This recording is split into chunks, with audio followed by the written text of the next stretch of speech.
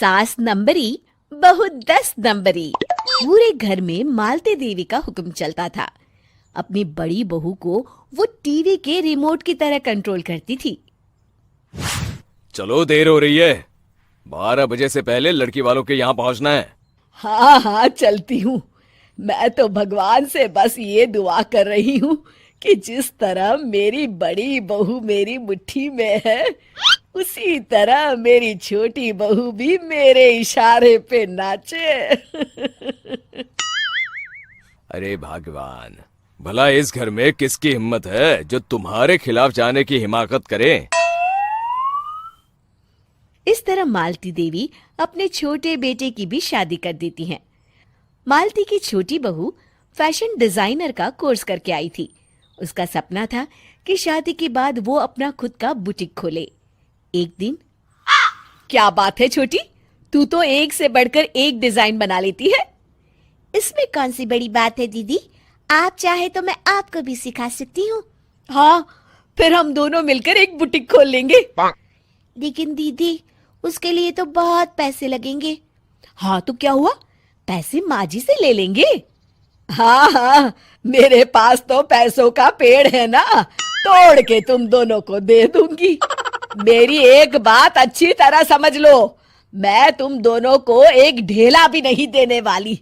बड़ी आई बुटीक खोलने वाली। ये आप क्या कह रही हैं माँ जी? आप हमारी मदद नहीं करेंगी तो कौन करेगा?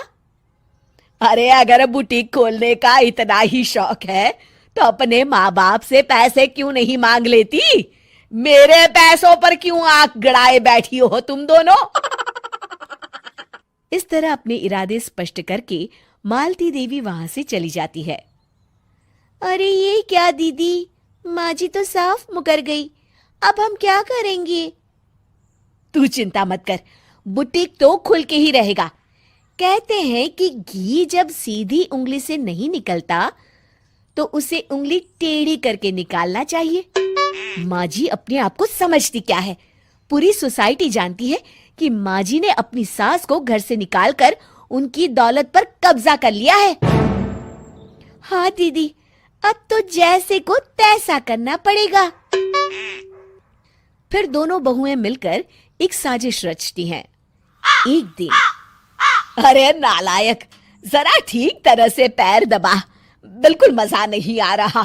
खाने पीने में तो कोई कसर नहीं छोड़ती। तभी वहां बड़ी बहू हाथ में एक फॉर्म लेकर आती है।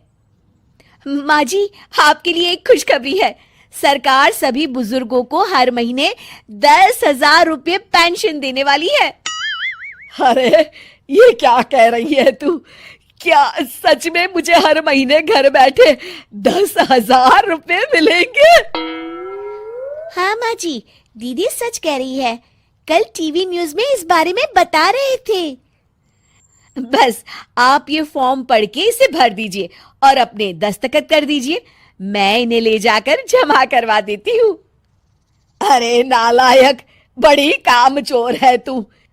इस बुढ़ापे में कहाँ तुम मुझसे फार्म भरवा रही है? खुद ही भर ले, मैं दस्तखत कर देती हूँ। ठीक है माँ जी। फिर बड़ी बहू बड़ी चालाकी से फॉर्म के पन्नों के बीच प्रॉपर्टी के पेपर छिपा कर रख देती है और उन पर मालती देवी के दस्तखत करवा लेती है।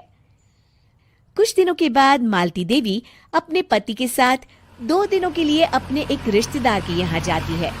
दूसरी तरफ दोनों बहुएं पूरे घर पर अपना कब्जा कर लेती हैं। मालती देवी जब अपने रिश्तेदार के यहाँ से लौटती हैं, तब अपने कमरे में ताला लगा देख आग बबूला हो जाती है। अरे नालायको, मेरे कमरे में इतना बड़ा ताला किसने लगाया है? माँ जी, ये कमरा तो मैंने अपने बेटे रोहन को दे दिया है और आज से आप बाहर कोने में जो छोटा कमरा बना है ना, वहां रहेंगी। अच्छा, मैं उस सड़ेले कमरे में रहूंगी है? तेरी ये कहने की हिम्मत भी कैसे हुई? और मेरी इजाजत के बिना मेरा कमरा देने वाली तू होती कौन है? लगता है तू भूल गई, इस घर की मालकिन मैं हूं। तभी वहां छोटी बहू आती है। अरे माँ जी, आप इस घर की मालकिन नहीं है। अब इस घर की नई मालकिन हम दोनों बहुएं हैं। ये देखिए, इन प्रॉपर्टी के पेपर पर आप ही के दस्तखत है। अरे भाग्यवान, ये तुमने क्या कर दिया? दस्तखत करने से पहले एक बार ठीक से पढ़ तो लेती।